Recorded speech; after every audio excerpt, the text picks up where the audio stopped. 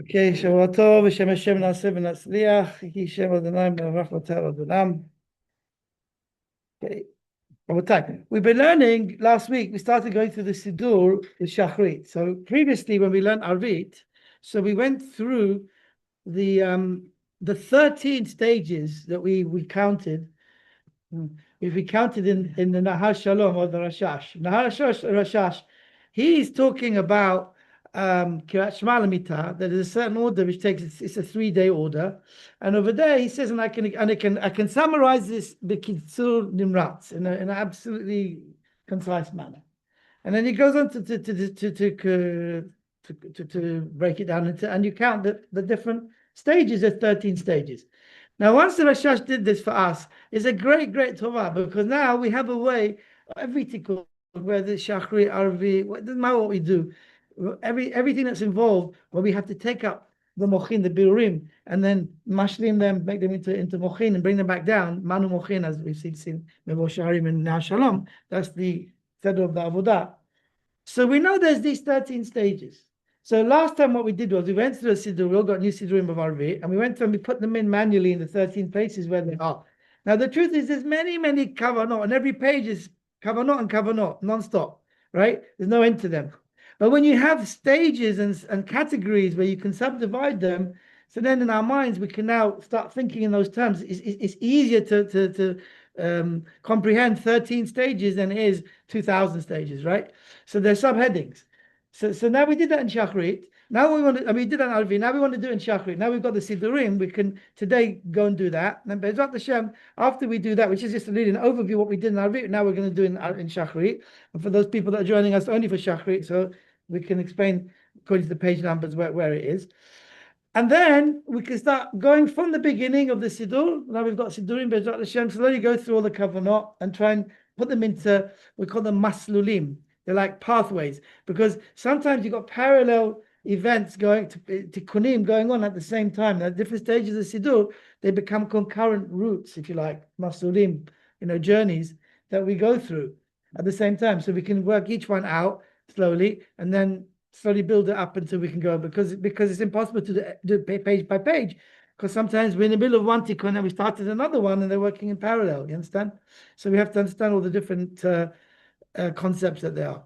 So if we start with, now remember the Rashash, when he's talking about these 13 categories, he's already talking after you've taken the birurim up and you're already going to take them up to Absak Da'ak, the Ruma Ma'alot, and bring down the Mochin. Yeah, he's already talking about there. So it really begins from Vak de Gadlut de Ima, which we know is Echad of Shema. So we go to Echad of Shema, we should hopefully find over there number 1.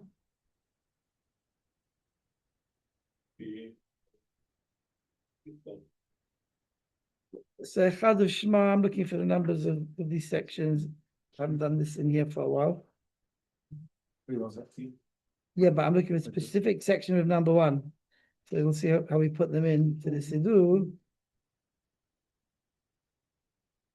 Let me just put this on pause for a second so I can bring. So we're on page 333, and if you look at 333, we can see on the top of the page it says 1 out of 13. You see that? 1 out of 13. So this 1 out of 13, yeah? You see it on top of the page? This is 1 out of 13. So remember when we did our bit, so we spoke about these 13 different stages. So here we've written 1 out of 13.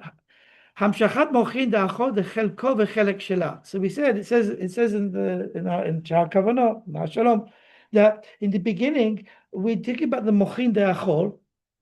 That means before there's first achol, then there's panim. So from milat echad and to be'ahava, that's all mochin da'achol. Remember? Yeah, and then there's another zivug. You got to send the birurim of the panim, send them up to Absak Da'ak, and then you bring down the panim. You have to send something to get something. Below Yerut Panay Rekam. So we send the Alchol and bring down the panim. That's the Milat Be'ava. So this is talking about the Vak. Now when you just talking about the Achol. Now when you get the Achol, we have to always remember that it's broken down into Vak and Gar.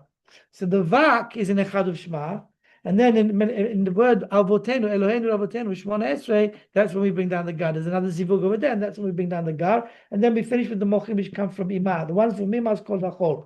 The ones from Abba is called Panim. Remember that? Yeah. So now we're talking about the Mochin Dachor, and we're talking about the first stage, which is the Vak. So the Vak, the Gadlut, the Imah. Remember this? Milat Chadas was coming down over here. So that's the first stage over here on page 333. You can put a marker, bend the page, whatever you like to do. But that's the first station that we're talking about in the Rashash that we want to go to, right? Now, who's got the second station? You got it over there. Rav Eliyahu he's the master of this. It's actually number 3 is already in Be'ahava. So where's number 2? 473. Here we are. I've got it as well. It's in Tovim, right? In Tovim. What's Tovim? 4-7, what did you say? 473. Page 473 on the top has got number 2. So let's just go for the people in the following over here. Page 473. We got number 2. Binyan Nuk Be'ach. That means we have now given the Mochin to Zah, and Nuk also has to get her Mochin. Now, in order to get her Mochin, we learned, if you remember, it was quite complicated, but we did an overview of the Binyan Nuk, the Atbach. What does it mean, Atbach? That she only has 1 Nekudah, and then that Nekudah turns into 10 Nekudot, which is the Malchuyot. And we have to give 9 Sfirot to each one of them. And then you've got a system that's called Atbach, right? Aleph is Tet, like 1 and 9 go together to make 10, and then 2 and 8, Bet, Het, Bach, and then Gaz, and then Du. And that's how you basically, it's a special way of doing, it's a kind of gematria, like you have Atbash and other ones. So this one is called Atbach. And that's how you build that, this concept of giving her 9 Sfirot.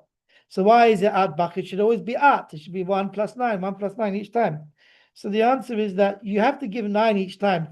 Like that's the chomer that you build it with, because she only has 1 malchut, and you have to build up into 10 sfirot, and there's 10 parts of him in which each one has 10 sfirot.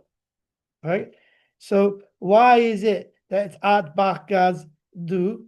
And the answer is because the ones that build her are going that system. So there's 2 players in the story, and then you add on 8. And then there's 3 players in the story, and you add on 7. So we're not learning it now, so I'm not going to the details of it. But there's a special system there that's called Atbach. So whenever you say Atbach in the Kabbalah, what's it referring to? It's referring building the binyan of Nuk Be'achor. So over here in Milat Tovim, on top of the page, it says 2 of number 13, right? Binyan Nuk Be'achor. This is Nahar Shalom, Kav Bet Amud Abed. This is the same number 2 of the 13. How does that work? So we say, in the beginning, the Mochin of Zah come to Zah, and the ones of Nuk also come to Zah. And then they're in a state which is called Klaf or Gvil. The Gvil of the parchment has 2 parts to it. It's got Klaf and Duchsustus. The Klaf sometimes is used for some things, and sometimes Duchsustus is used for other things. Today, we don't do that. We rub it all out. We just use the Duchsustus. We just use one part, the Klaf. But it used to be that for Sefer Torah, Mezuzot, the different. So what in the Kabbalah, what does it mean? It means Zachar and Nekriva. The Achor B'Achor, Achor B'Kedim Sartani. So in the Achor B'Achor, they're one body, they're one guf. Why are they one guf? Because we have a problem that if you let any space between them, there'll be any kind of chitzonim, because in the Achor, it's closer to the Klipot, and there's more dinim. Whereas the Panim is very powerful. Panim is from Abba. So when it comes from Abba, they run away, they get scared. I bring my father to start on you and protect me, right? So I bring my big daddy to come and protect me. So that's how it works. Until you get to Konei HaKol and around over there, that area where the Mochin of Abba completely come in and finish the Yisod of the Mochin of Abba comes in. So there's a Pachad of the Chitzonim all the way till there. So she now really doesn't exist. She's just He'arot. From Zah, he's Me'ir through his back to the other side. It's like, imagine a hologram deal, right? And he's Me'ir all these Orot. And that's where Nuk is going to be. But really, she's part of him.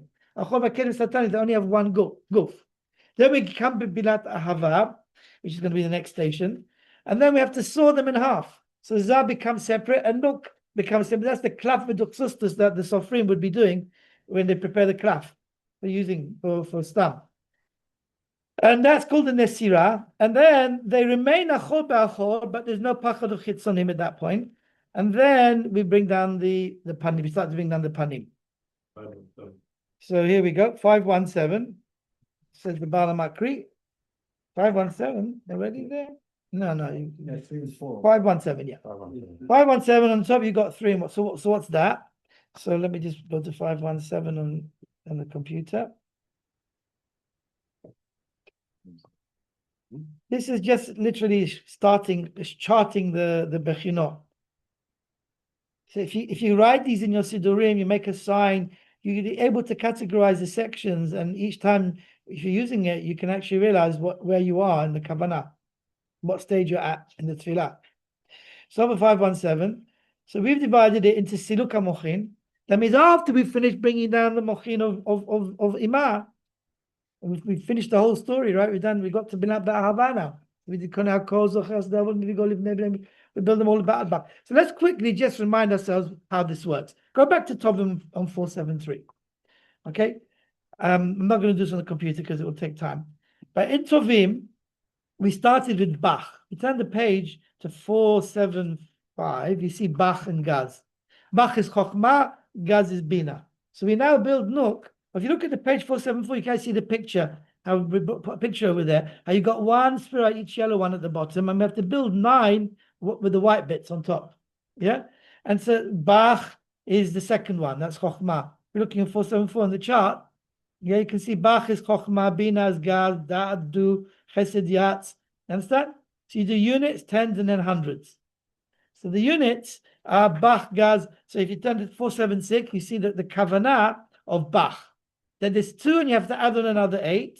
And then, really, they're the gourmet Hagdalah. They cause the building. But actually, she's only 1 sphere, and you have to add on 9. And that's the bottom of page 476, the last section. It says Od Tesha. She says Od Tesha, adding up. That's actually where you're doing it. So the Bach is causing another 9 to come.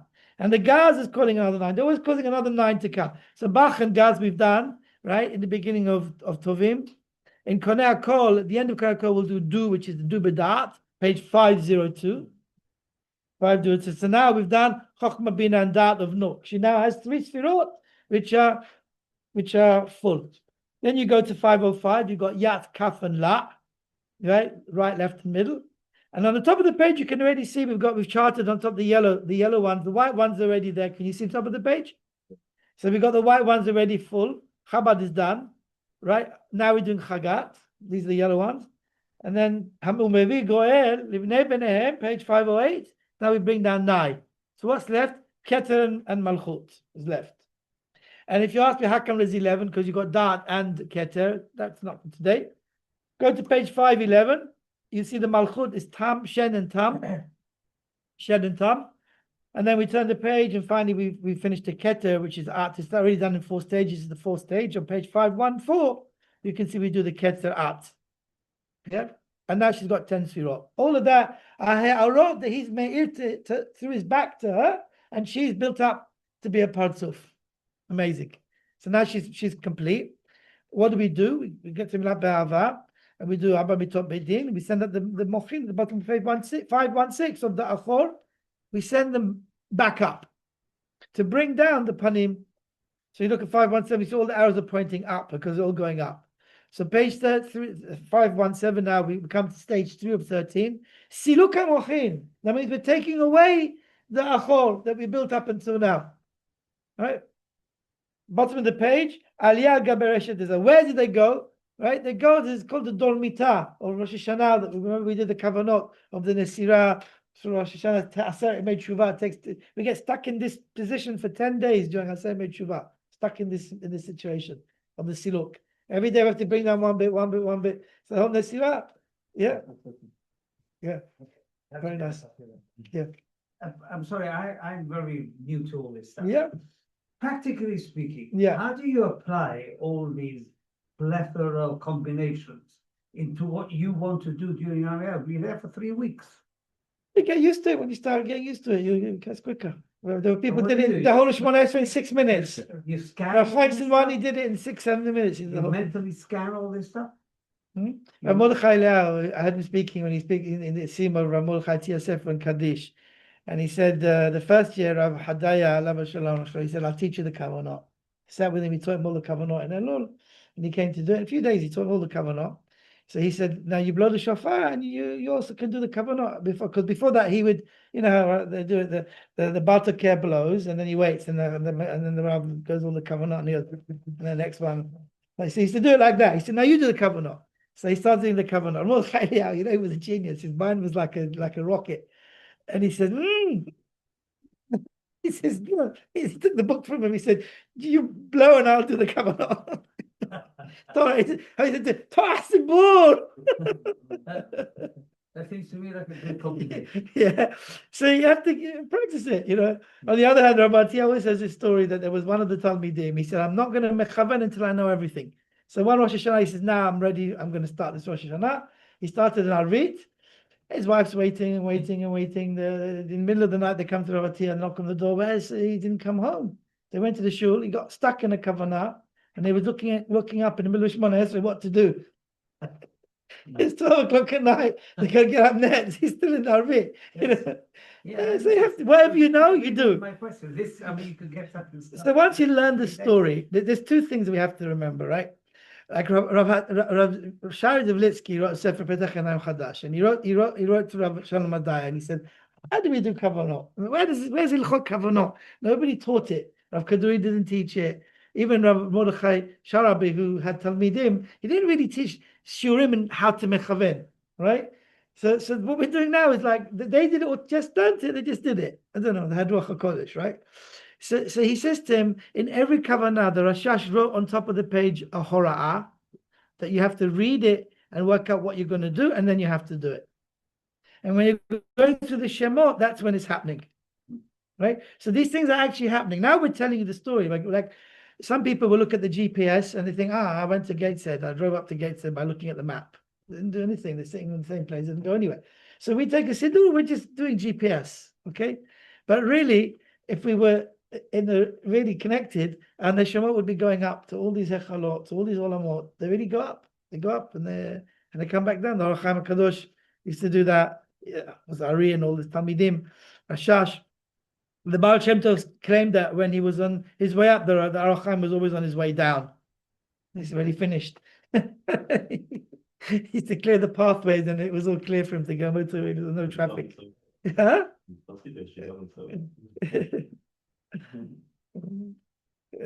They're great people living in our generation. They're hidden away. You know, the Baba Sali's grandson is here today. So I gave him a Shovavim book, and he said, Shovavim. He says, you know, the Abir Yaakov, it only was his whole that was only Shovavim.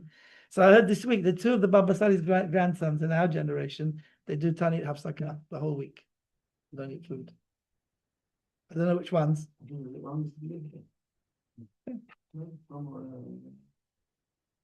But this is in our generation. It's not natural. It's from Mazon Ruchani. They get special. After 1 or 2 days, the person will not survive.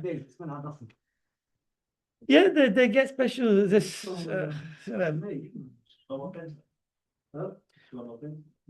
Someone said this year, the rabbi on Shabbat was his yahrzeit. Moshe Aaron. He was a Talmid Rav Shimon Ba'adani, and Rav Dahan knew him very well. They learned together when they were younger.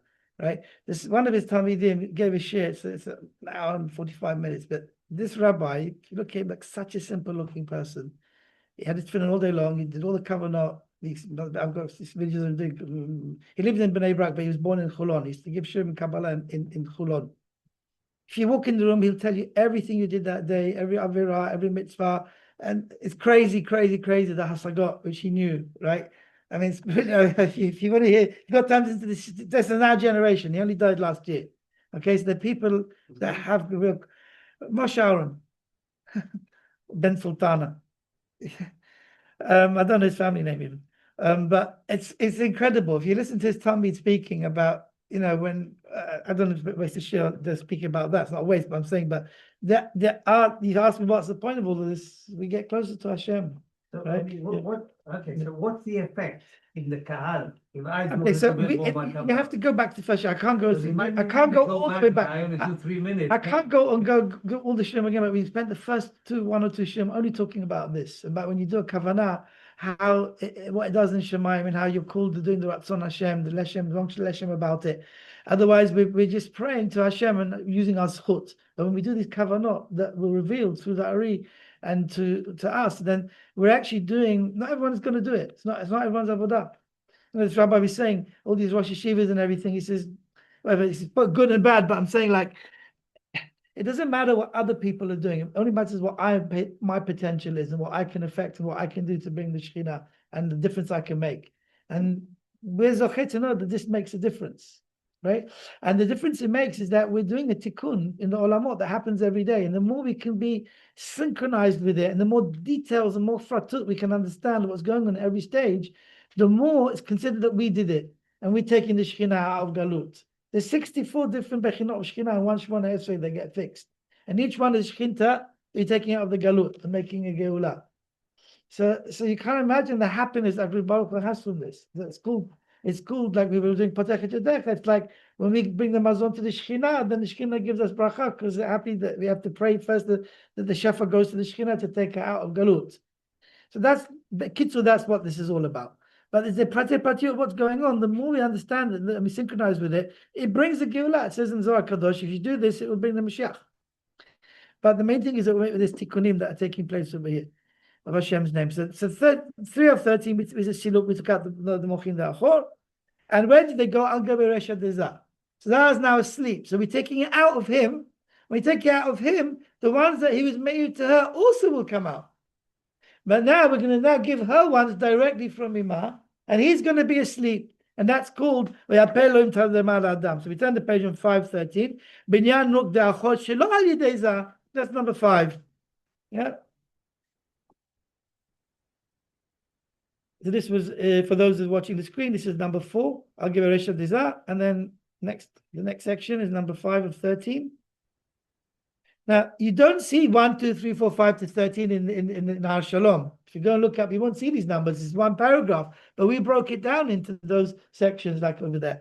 Okay, so in Shaharit, now you can see now this is all the mochin coming back into Nuk. When she had them before, they were only Ha'arot. But he was being made through his back to her, right? Like a hologram, Navdil, yeah?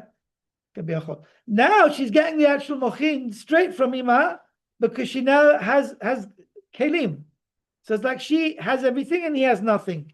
Before he had everything and she had nothing. Now she has everything and he has nothing. This is the highest level, not spiritual level. It's the highest gova height that she's ever. Now she's going to be connected. The real height of Nuk is only up to his Tiferet. But over here, she has 2 sections. The lower one's called Rachel and the higher one's called the Makom of Leah. Okay, so that's what happens with it. Now we go to page 522. There's a Nesira. So now we saw them in half. And she has her goof, and he has his goof. Right? The top of the page, 6 of 13. Then we go to the bottom underneath the paragraph after that, 7 of 13. There's a zivuk kli berucha. Now he doesn't exist down below because we took all the mochin out. Yeah, it's the empty kilim. But so they both have to go up to Ima ve'Abba, and this is like the chuppah during the kiddushin. When there's kiddushin, there's a chuppah. The chuppah is the echal Abba ve'Ima, and that's where he gives her the kli verucha. This is a kli which comes from the mother to the son, and the son to the wife, and then to the son, and then to the wife, son to wife, all the way back to Adam who gave it to Chava. And it has in it the amount of children that they're going to make together, and one extra chelik for the woman herself. And if you take it away from her, she'll die, like happened to Rachel, right? Rachel, yeah, Bebet Lechem, when she saw the Binyamin was coming out, and she died, right?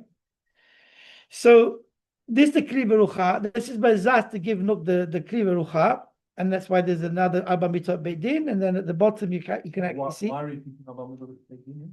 Because we're making a zivuk. This Abba Mitzvot Beit Din is so we can cause a zivuk. Right, so that's separate inyan. The zivug is ner. You see these 3 different bechinot, Keter, Chabad, and Zat. That's the actual zivug. which is zun having a zivug al chek abba ve'ima. Lechek abba ve'ima. That's why you have to have a talit above the chuppah. The chuppah is the talit actually, and that's called abba ve'ima. You go up, and that's where it takes place. So that's quite important to have the talit in the chuppah. Now we know that this kli v'rucha that Zah gives to Nuk. Why is it called rucha? Because it's a ruach that comes from Zah, not a nefesh, which is Nuk. Ruach is Zah. Zah, when he gives it to her, it's her chiyut. Her whole entire womanhood, her mental cycle, everything comes from that. So they asked the Sheila, how can it be that she had a menstrual cycle before she met her husband? Where did that come from? So the Mefarshim would say this is only is a latter delayed action. It actually was this kliva zugah, which we're talking about here. In human beings, it happens in Gan Eden before they come in the world. So the husband gives his wife this kliva rucha before they come in the world, right? And that's why she'll never be able to menstruate before she gets married, or they have relations together. Yeah. So the Mefarshim talk about it. Bottom page, you can actually see the Kli Barucha, and right at the bottom, page number 13. So they come back down, and if you can remember in Potechet Yadecha, when we had the kavanah of Sa'al, Samach Aleph Lamed, right? It was the Nesirah after the Nesirah. Havaya Danut. There was another Havaya Danut, Samach Aleph Lamed, from the 72 letter name, and that's this Bechina of Za'anuk.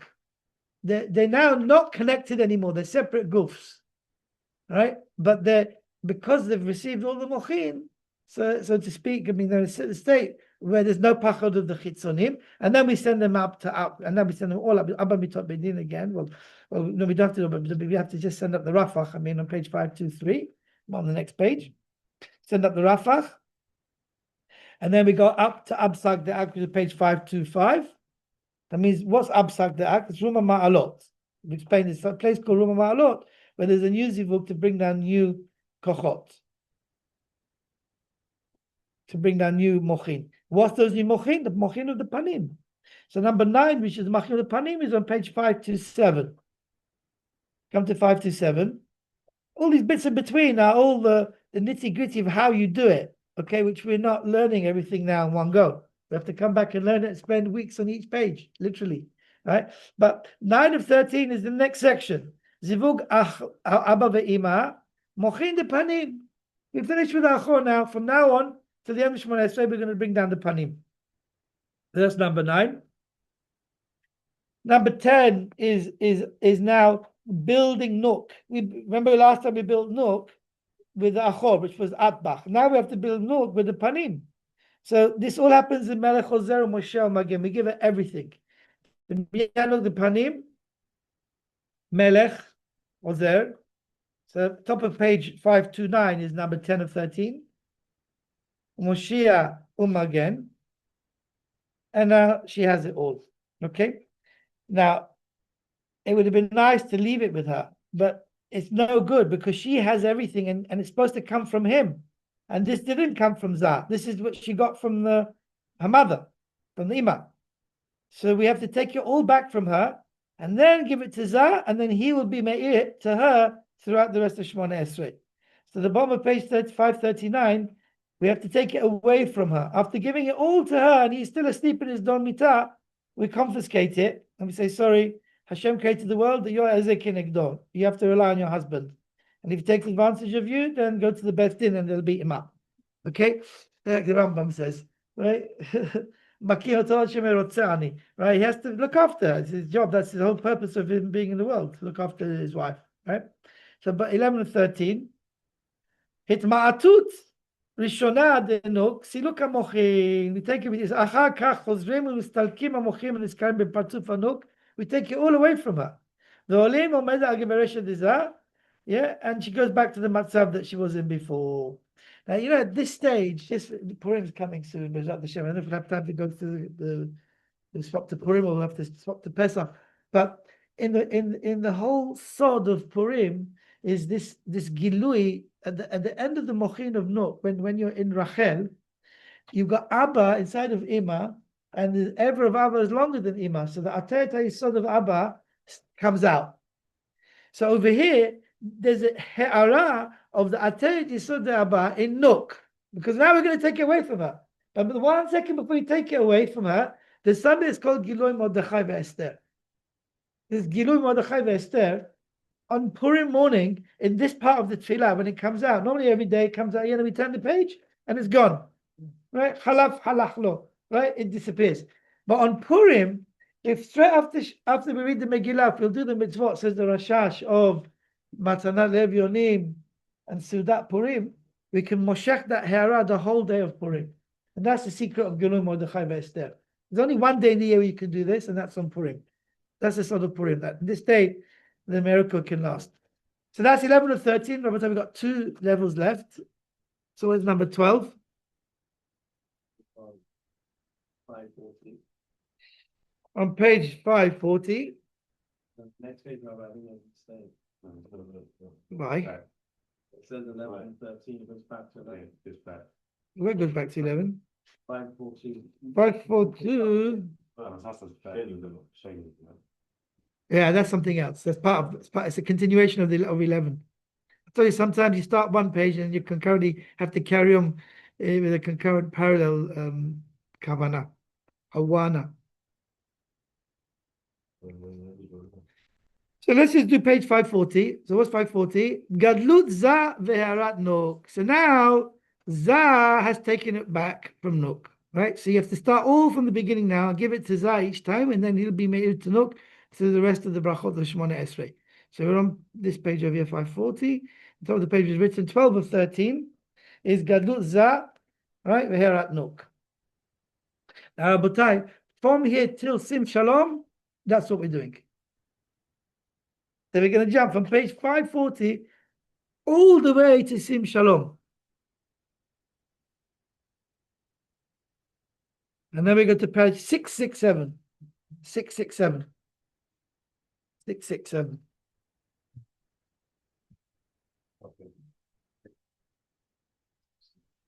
Because when we finished the avodah of Zah receiving the mochin and giving them to Nuk, so then he has his sfirot, she has her sfirot. So what's left is a zivug. The zivug that she has to give birth, and he has to give the tippah, and she has to give a tippah, and they have to join them together. And that's the whole talich of the holadah. The 13 of 13 is zivug tippah holadah, which is sim shalom. And that's all the 13 stages that we have, okay? So that's an overview of Shaharit. Like, it's good chazarah for when we did our read to understand in general where we're aiming to. Let's go back to the beginning. We actually want to start a kavanah today. It's a bit complicated, but it's a very important kavanah, and we call it the kavanah of Rav Eliyahu Mani called it the kavanah of kavanot. What does it mean, the kavanah of kavanot? Right? So there's a she'elah in the Sfarim, and Rav Mani is the one in particular. Every Rav has the area which they really brought out. He brought this out in the Arichut, in Meil Eliyahu. Right? He said, what comes first? On the one hand, we say that the birim can't be fixed if Klal Yisrael won't notice them. Yeah. And it's Sanin Ul Ba'aretz. Ramchal says that the bees buzzing around, and it sees the beautiful flower, and it goes to the pollen, and it takes it out, and because the pollen comes out, takes it to the other tree, and there's a zibug and a perot. They have a male tree and female tree. I'm not an agriculturist. I don't understand exactly how it works. Others will know better than me. But the point is, if the flower didn't have the Chaf Daled Kishutei Kalav, the woman won't dress up nicely for her husband because she hasn't been taught properly, then he won't notice her, and he won't be aroused to go and arouse her. Because that's the Seder HaDvarim. Okay? So when that happens, and he goes after her, right? So he gets aroused, and then he arouses her. Okay? So who came first, the chicken or the egg? Is it that we have to notice the Shekhinah and the Galut, and then we have to go and wake it up? Or does something come and wake us up? Nothing. We can't do anything in the whole world if it won't start from the first cause, which is in the creation. The first cause in creation is the Ein Sof. It's created, right? Going to the Rashash and the Rav Chaim Vital, he says the Malchut, the Ein Sof, that means it's got 10 sefirot on the Ein Sof, so it's a creation. We don't have to worry. We're not talking about the Borei Olam, like others learn. Right, we're learning the system of the Ari based on Rav Chaim Vital and the Rashash. So the Malchut of the Ein Sof has to first give us something so we can start. Now generally, every kavanah that we do, you can't do the kavanah until you say something or you do something. So when you start the word Baruch, then you can do the Kavanah of Baruch. But if you do the Kavanah of Baruch before you say the word Baruch, it doesn't work. That's why Rav Adaya told Rav Shaharit, you can read about what you're going to do, and then you do it. And there's a very big machaloket when you say L'Shem Yichud, whether you should mention all the Kavanah. The Ben Ish Chai, the sister, mentioning all the Kavanah, and the Chida wrote against it, right? And then you see the Chida himself did it sometimes, right? So the answer is, if for somebody who doesn't know how to do the Kavanah, they can talk about what's written over there and say, I'll do what I just said, I'll say V'hino, and that's it. Hashem will do the rest for me. Okay? Now, if you're going to do the Kavanah, you have to have Kavanah lo latzet, like a Kavanah Nageda, as it's called, right? That I don't want to be Yotzi with that. I'm just reading the limud to remind myself how to do it, like Rav Hadaya said. And then when I do it, that's when I'll be Mechavet. Right? So you can't have any Kavanah if you're not doing anything. And in certain places of the Siddur, places they ask the Mefashba, how can you do this Kavanah when you haven't said anything yet? First say Ezem Ukuman, and then you can do the Kavanah Ezem Ukuman. Can't do Kavanah before, unless you're doing a Hachana of some kind. Yet in the Siddur, we have this very interesting Kavanah called Zivug Kahbad.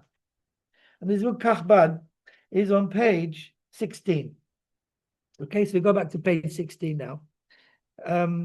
Honestly, we spent months on this with Rav Atiyah. It's really not pashut, but we have to start somewhere and understand it. Now, the Zivug Kahbad in the Siddur, section number 5 on page 16, we put it down to 5 points. Only 5 things, that's it. In the Siddur Al-Mudfas, it says, over here now Yeshivat Rechovot, right? That's Rechovot means Rechovot Nahar. It was in Rechov Mosayef, around there, right? There was a Shiur of Shaul Dweck HaKohen. And who is Talmidim? The Kafachaim, Rav Yehuda Ftaya, and many other great people of Eliyahu Marabi, right? And the Rav Yaakov Munsa, and there were great Mekubalim that we know that later on carried on his teachings, and they consider him to be the Mukachi Rebbe called him Yachid Bedor. He wouldn't allow him to write him on his kever Yachid Bedor because he said Rav Sadeh was in Yerushalayim. So the Sadeh, who we generally follow, at the bottom it says in his yeshiva, some people just did these 5 lines, but others did the whole Arichut, like it's written in Nahar Shalom.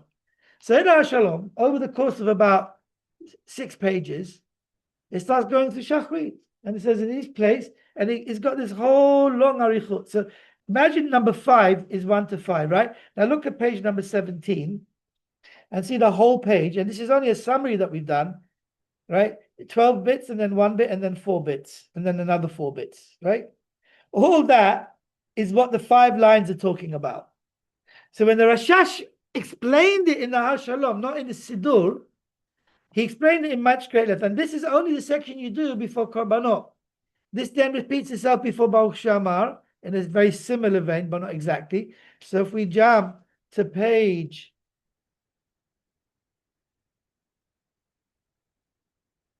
165, you'll see the whole Kavanah again, very similar, almost identical. Okay, and then again in Birkot Shema, we'll see again on page 258. So all these 3 places, one is Olam Asiyah, one is Olam Yetzirah, one is Olam Beriah. So before we go into those Olamot, we have to do this special Zivug that's called Zivug Kahbad. Zivug Kahbad. I'd say there's 5 that are written about this, and they came up with some really far-fetched ideas explaining it. Like, when I say that, I don't mean they're not logical. I mean they're far-fetched because they took it to Rav Atiyah explains it exactly as it's written down in a few places according to the Sadeh, and we're very lucky to understand what it really means. It's not as complicated as it sounds, but it takes a long time to learn through all the details. Okay, now what it's telling us is that before you do anything, you can start any kavanot of Shaharit, you first have to get a koach that comes from Ein Sof. When you get that koach, it will give you koach, and then you can fix the birurim. And we're talking about fixing the birurim. Now you're talking about what we talked about before that we started already in the Echad of Shema. This is taking the birurim up to the olamot. We have to take them up like a ladder through all the olamot, from Asiyah to Yetzirah and then to Bria. Yeah. So if we don't get a koach Elyoni from above, we can't start. So in our Shalom, it says, look at page 17, number 1. It says, Al Yidei Zivug HaKelim HaChitzoniyot v'chulei v'chulei. Right now, as it goes down to number 3, it says, V'zeh al Yidei shechaven ata lehamshich meha en sof nafshot denanachid lepatzuf ak. So first you have to bring something from en sof in order to do all these things that we're talking about. You understand? So what is, I'm not going to go through this whole thing, right? But Bekitsu, it goes through all the olamot, and it deals with the malchuyot of every. If you look at every other line, it says the word malchuyot, malchuyot, nefesh, malchuyot, nefesh, nefesh, malchuyot, malchuyot, malchuyot, malchuyot, right?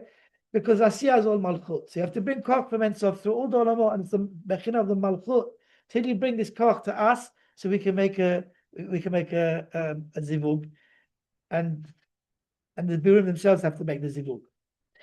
However, when you go to page 165, everything becomes vak. From malchut, it becomes vak. Vak of each level. Right? And again, number 3, it says, Ensof. Yeah.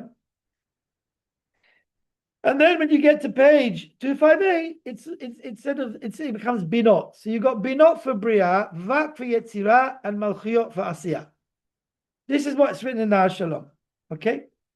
Now, what they did, what the Rashash, or we don't know if it was the Rashash himself word for word, or it was his sofer, Griadrei, Rabbi Yehuda Edrei was his sofer.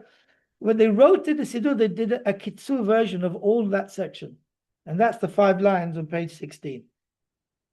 So I'm going to tell you outside how we learned it works. Yeah. And this is very, very important because you do this before every section in a general, a klali way, in order to be able to be mevarer all the biurim bichlalut, like in one go in a general sense. And then when you get to each hechal of Asiyah, Ezu Mekoman, right? Until, and then, you know, Haktoda, Aula, all of those, each hechal, you have to do this for the prati. So this kavanah repeats itself once over here, 7 times in Ezu Mekoman. Once for Baruch Shamar, and then the Hallelujahs. Once before Baruch Yetzer, and then through the brachot of Yotze. So it's quite important. We're going to be doing it 24 times, this kavanah. Understand? One shachrit, you do it 24 times. So the boys understand how it works. So how it works is like this. We mentioned there's a 3-day cycle. Okay. So looking at the time, yeah, we've got enough time. So for now, we're going to stop this for a second and talk about the 3-day cycle. Then we have to understand what the biurim of yesterday are doing for the biurim of today, and how we're getting the koach to make them do it, or to help to cause them, so to speak, to do it. You understand? So there's biurim of yesterday, there's biurim of today. The biurim of today are waiting there to be fixed, to be lifted up and taken up. Like we spent last week, we explained last week how they come into the echalot, and then we take them from down, we add them to each other until they go all the way up to the top, till they get to Atzilut. The first day, when we're dealing with them, when we get to Ahavat Olam, Echal Ahavat Debriya, they stop over there. We say Shema. When we get to Shema Yisrael already, we go to the ones of yesterday, and then we work with them. And the ones of today carry on going up to Atzilut, and after the Tefillah, they go back down. And then tomorrow, they will help the new ones to go up and to come to Echal Ahavat Debriya and Ahavat Olam. Okay? So Ahavat Olam is a very, very important, bracha. Rav Morgenstern, you should write in your siddur when you pray for learning Torah. It's all the cheshek of, beseeching Hashem to give us, open his eyes in Torah. That's Ahavat Olam, love the Torah. Also, Nuval Etzion, it's a similar bechina. All right? So if we now go just before Shema, we have a special chart that I want to, it looks very complicated, but it's going to explain. If you understand this chart, Bezrat Hashem, it opens a lot of understanding into understanding what the Tikkun Hayomi is, what we're doing every day. It's on page 305. Okay? Jeremy likes this chart. Let me just put it on the screen for those who are in the recording.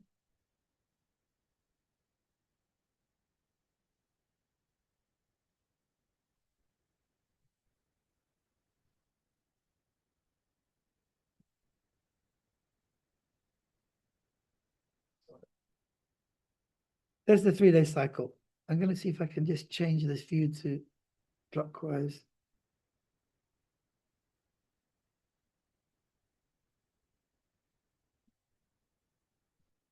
There we go. Now, what we've got in this chart is 3 families. Actually, there's 4 families. So think of it as the red one, the yellow ones, the red ones, the gray ones, and the green ones. Can you see that? Oh, and the blue ones. Actually, there's 5. Okay. So we're starting now with the yellow ones. We're only at the moment interested in the yellow cycle. The red and the blue is already from yesterday, but the yellow ones, we start now. So we're saying we're going to do this zivug called zivug kachbad. We're going to get koch from above, and we're going to start doing the birurim. So the first one is the birurim of Asiyah, right? Where's that? In a korbanot.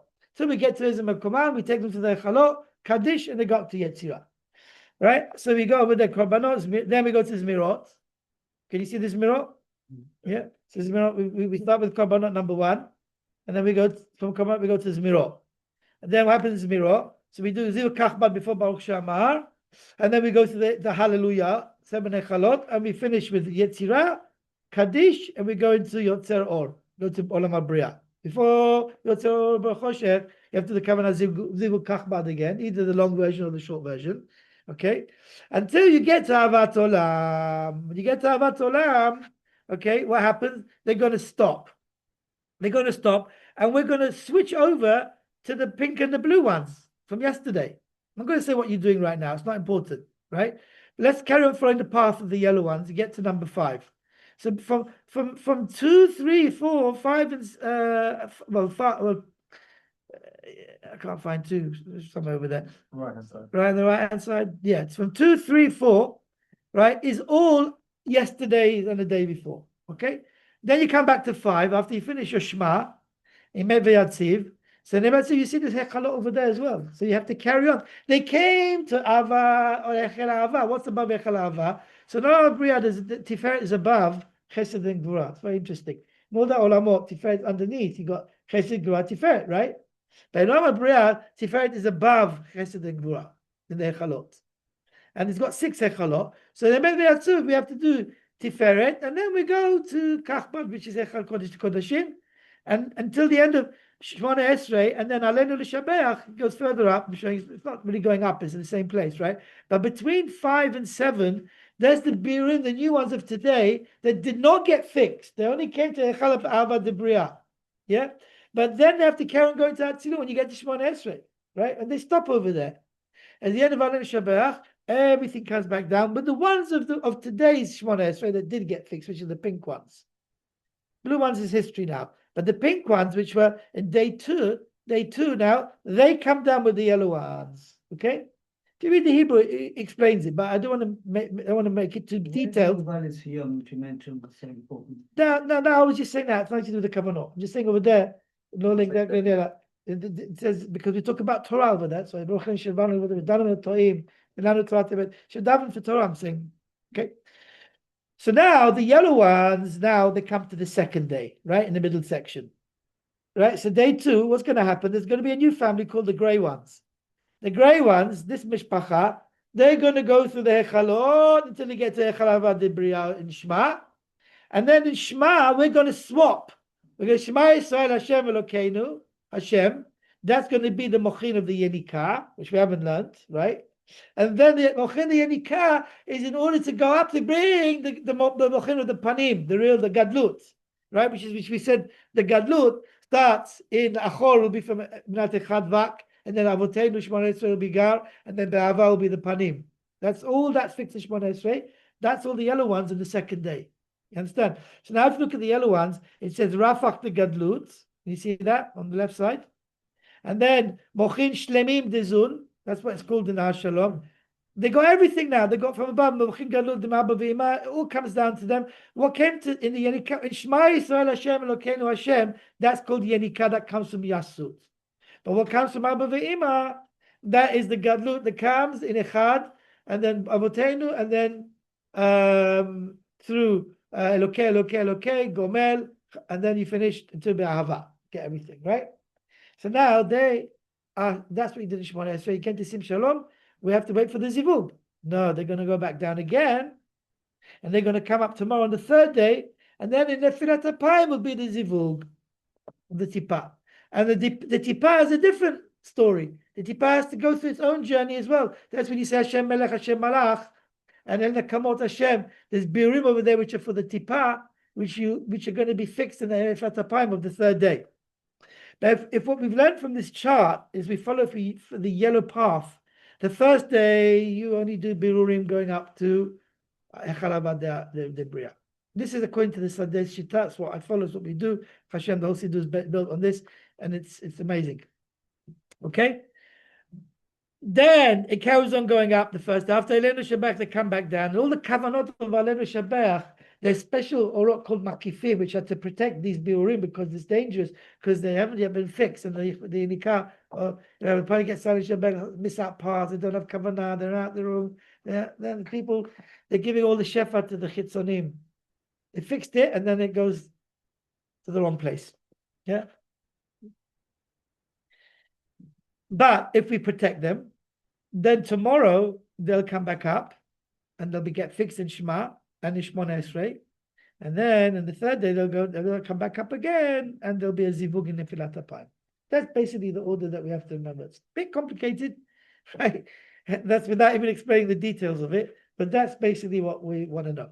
So now, having known that, we can go back now to Zivug Kachbad and explain what that's all about. Okay? So, in Zivug Kachbad, we're dealing with the mochin of today, the new Biurim Chadashim, and the ones of yesterday that got fixed in Shmona Esrei, which the Rashash HaKadosh calls them mochin shlemim. Right? Or, we call them Biyad Atzilut. Before we do this, I want to show one more thing, just so that we can connect to what we did last week. Page 6. On page 6, we had the Tabla of the Alei Nahar.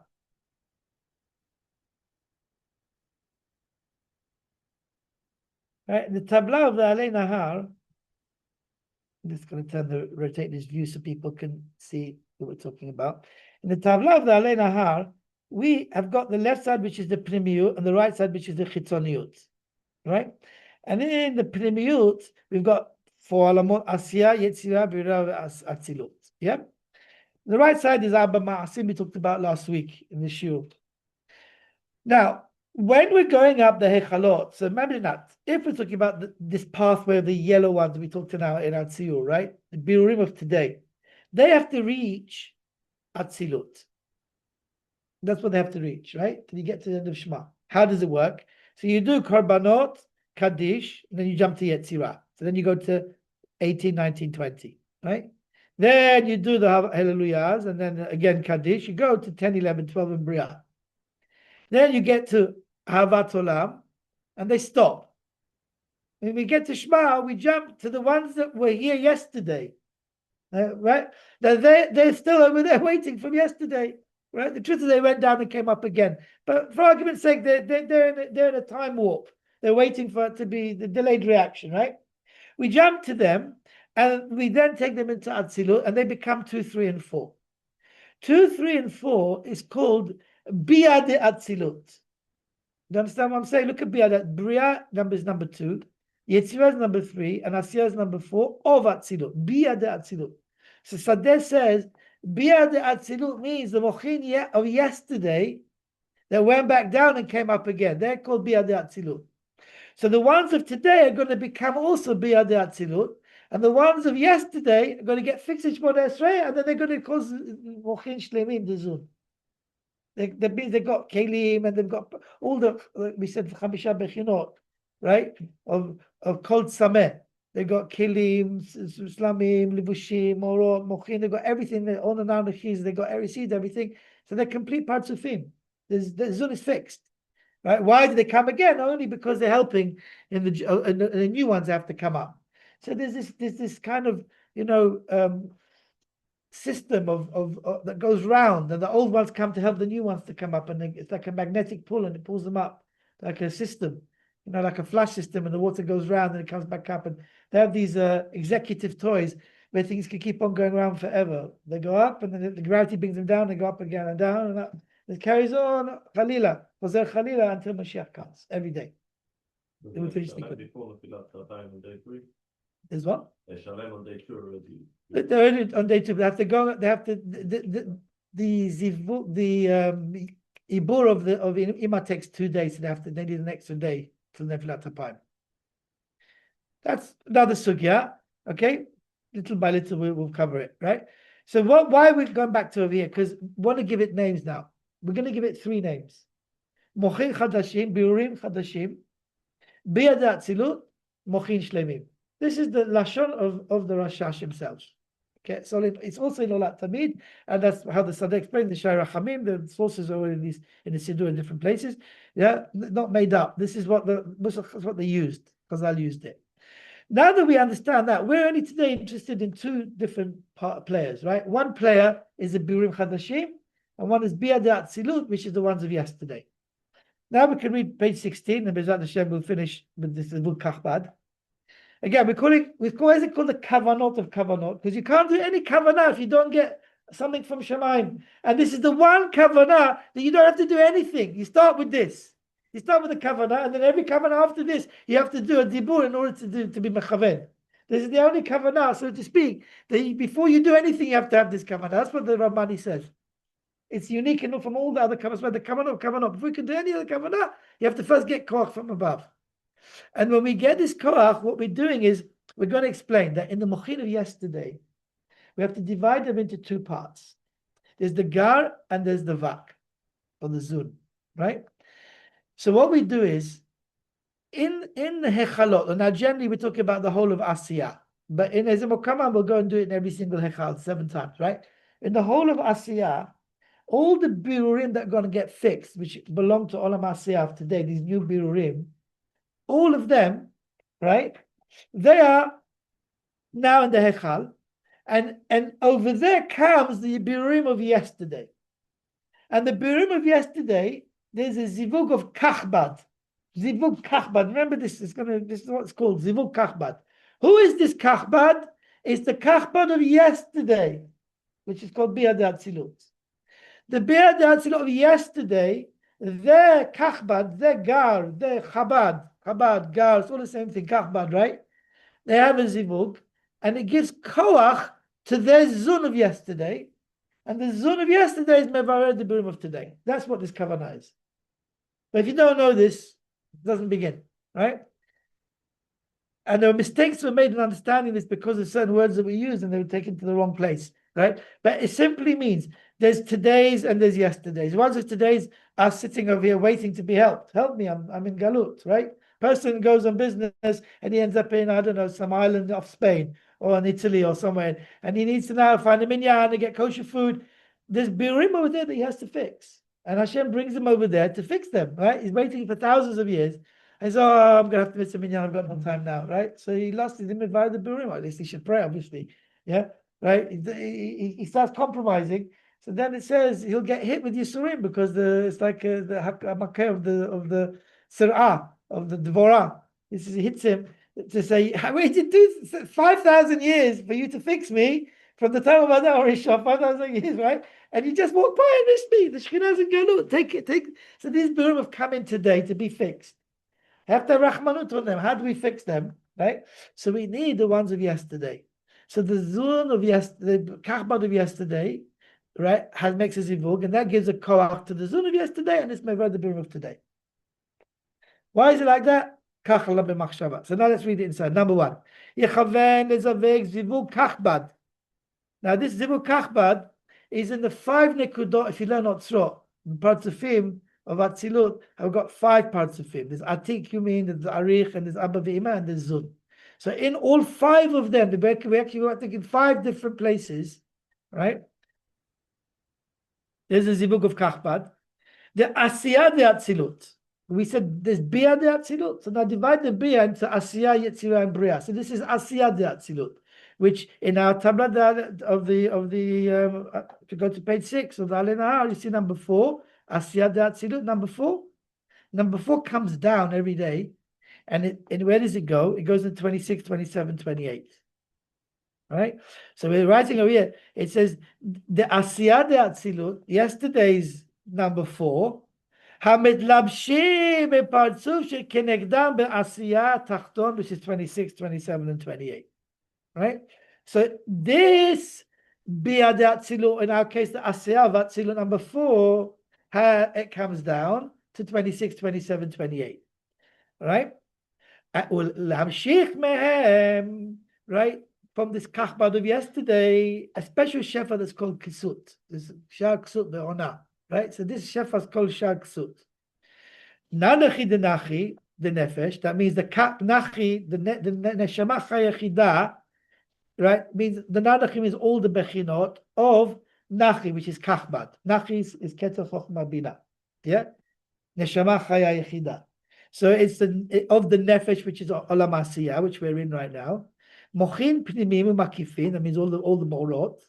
Where do they go? Lekilim chitzunim, the zun de kol echad. The zun de kol echad. That means the kachbad of yesterday is giving koch to its own zun of yesterday. So we've written in brackets that take koch levarer, lehei patzufei zun de etmol, lekaman be'ezem mekoman. That means they are giving koch to the zun of yesterday, and they are the ones who mevarer the Habirurim of today, Rabotai. So what we learned today, this is the ikar of what we want to learn today. Who is mevarer the Habirurim of today? That we said that they're stranded in the galut, and we want to lift them up. And we take out the Shekhinah from galut, we get the Shmona Esrei, there'll be 64 bechinot of the Shekhinah, which will come up. So create the skifot, sim shalom, each time you take them up, right? All those bechinot that have to come up, who's going to bring them up? So, Bechlalut, we're mevarer them. Also, the ones of yesterday are mevarer. So, specifically here, we're referring to the ones of yesterday, which were called Biyad Atzilut, which is number 2, 3, and 4 in the tableau on page 6 of Nahar. They come down to 26, 27, 28, which is where we are right now. Right now, where are we in the Olamot? Our Neshamot actually go up with the Habirurim. So, we are now in 26, 27, 24, and we are causing, so to speak, through our kavanot, we're gorem, that the Habirurim of yesterday will be mevarer, which means to take out from all of the rafach which need to be fixed till Mashiach comes, a certain section which we mevarer, we name tag them, we label them. We say, you guys, you mevarer you to be fixed today, right? Hashem, these are the ones only I can fix the ones which is shach to my neshama. No one else can do it for me. So I now take that portion out. Can I get my neshama, my nefesh actually, because it's olam asiyah. I name tag, I ring fence them, right? And we say now the ones of the kachbad of yesterday will give koch to the zun of yesterday. The zun of yesterday is the ones of mevarer. So the players are gar of yesterday, zun of yesterday, and the ones of today. And then number 3, levarer, koch levarer be'ezum mekoman, which is not happening here. It's going to happen later on, but here we do it bechlalut. The truth is, in some Sidurim, they had this whole kavanah before ezum mekoman.